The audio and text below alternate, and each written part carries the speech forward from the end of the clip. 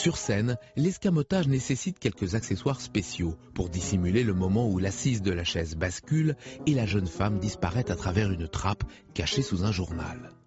Au cinéma, pour réaliser cette substitution, Méliès va utiliser un truc bien différent, dont l'idée lui est venue par hasard. C'est tout simplement un blocage d'appareil qui s'est produit place de l'Opéra pendant que je prenais les voitures qui passaient devant moi.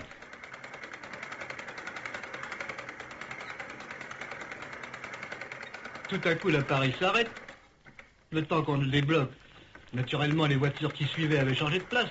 Et j'ai eu la surprise, après collage, de voir tout d'un coup apparaître à la place d'un omnibus Madeleine-Bastille un corbillard avec la famille qui suivait derrière.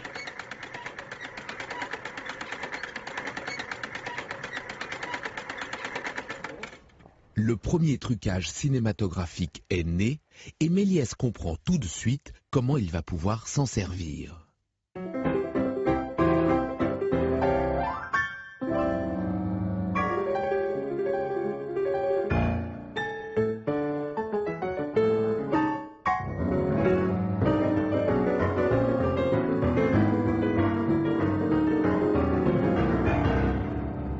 Méliès était un peu tout à la fois. Au début, il était producteur, il était décorateur, il était cinéaste et tout. Mais quelque part, au début, il n'y a sûrement pas tellement le choix. C'est plus tard que les métiers se sont spécialisés et divisés. Et je pense que c'est ça qui devait lui plaire et l'amuser, c'était de tout faire.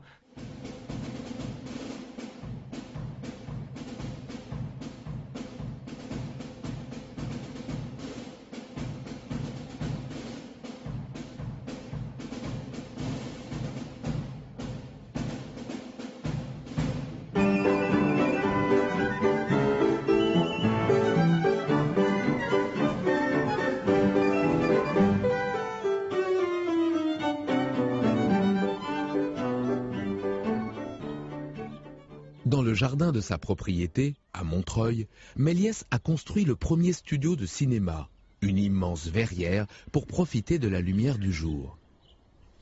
Le premier studio était simplement une grande salle longue de 17 mètres sur 6 de large, vitrée de tous les côtés en verre dépoli, et sans aucune préparation. Il n'y avait à ce moment-là aucun truc de scène, n'est-ce pas, comme j'ai fait plus tard. Plus tard, j'ai monté toute une machinerie théâtrale avec dessous et dessus, de façon à pouvoir faire de la grande féerie comme je suis arrivé à faire des pièces importantes.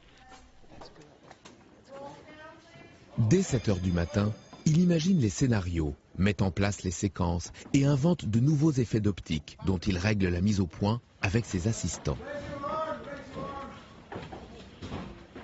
Le matin est dédié à la fabrication des décors, que Méliès n'hésite pas à peindre lui-même.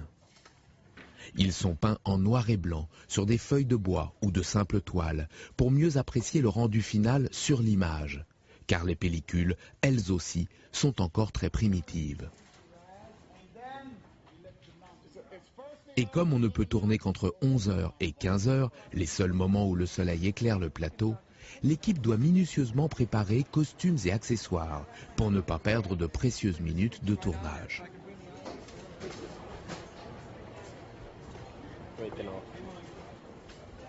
En mai 1902, une activité fébrile règne dans le studio.